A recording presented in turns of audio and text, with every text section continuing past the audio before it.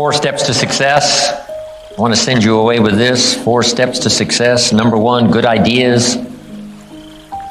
Do your research on good ideas. Be a collector of good ideas.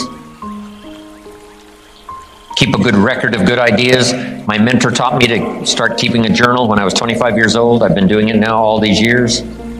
They'll be passed on to my, children, my grandchildren.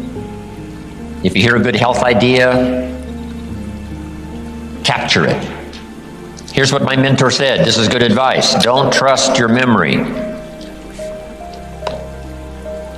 It's easy to say, oh, I'll remember that. Sure enough, the time passes and somehow it's gone.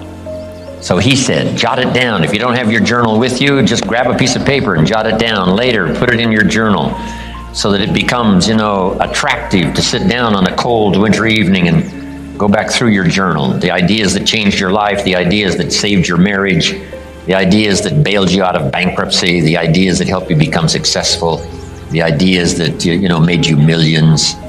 Just what a good review. Going back over the collection of good stuff that you've gathered over the years. Be a collector of good ideas.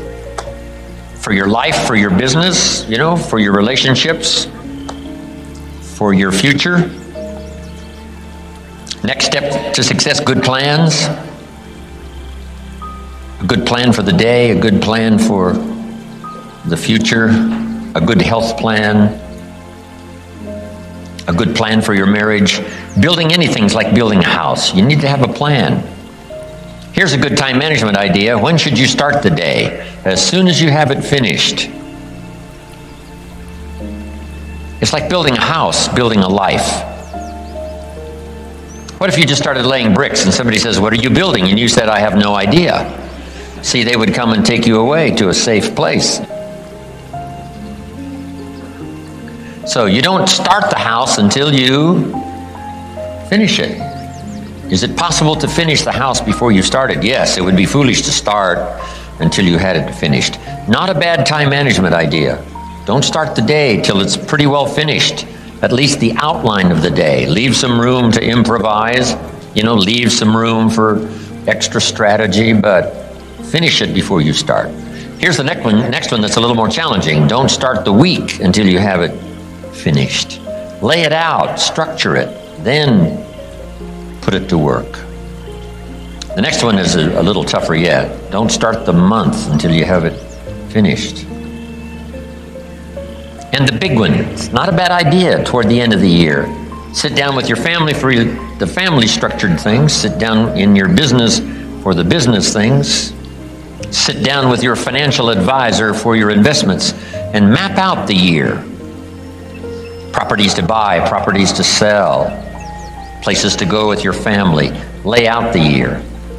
I finally learned to do that. It was helpful with my family to show them where they appeared on my calendar. I used to have my business things on there. I used to have my lectures and my seminars and, all the stuff laid out on my calendar. And guess what the children say? Where are we on the game plan? Please show us our names on the game plan. So you've got to do it for your children, do it for your spouse, right? Do it for your friends, right? Laying out the year. Now that one's pretty tough, doing the whole year, but at least have an idea, at least a skeleton outline. Before you start the year, you'll be a lot more excited about proceeding. So number 1 is good ideas. Number 1 is good plans. Here's a big one that's really challenging, learning to handle the passing of time. It takes time to build a career. It takes time to make changes. Give your project time. Give your people time. If you're working with people, give them time to learn, grow, change, develop, produce. Here's the big one. Give yourself time. It takes time to master something new. It takes time to make altered changes and a refinement in philosophy as well as in activity. Give yourself time to learn, time to get it, time to start some momentum, time to finally achieve. It's easy to be impatient with yourself, right? I remember when I first tried to learn to tie my shoes, right? The shoestrings. Wow, it seemed like it was taking me forever. Finally, I got it. And it didn't take forever, but it seemed like for a while I'll never learn. I get it backwards. The bow goes up and down instead of across, right? How do you straighten that out? Finally, I got it.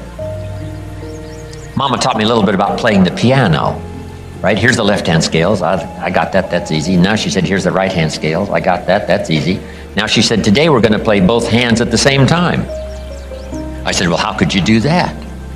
You know, one at a time was easy, but at the same time, finally looking at this hand, finally I got it. Finally, to where I could play the scales with both hands.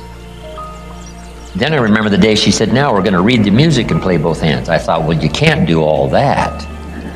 But you know, sure enough, I'm looking at the music, looking at each hand, a little confused at first, but finally I got into mastering. It took a little time, right? Read the music, play both hands.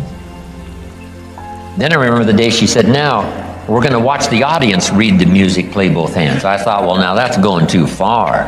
How could you possibly do that? But see, adding them one at a time and giving myself time to master one before we got to the next one, sure enough, I got to where I could watch the audience, read the music, and play both hands. Give yourself time. You can become a better pro. You can better master the art of parenting.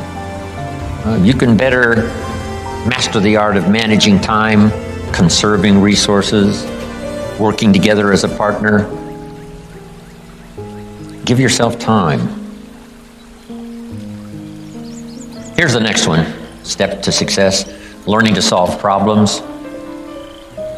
Business problems, family problems, personal problems, financial problems, emotional problems. I mean, the list is unending. Challenges for us all.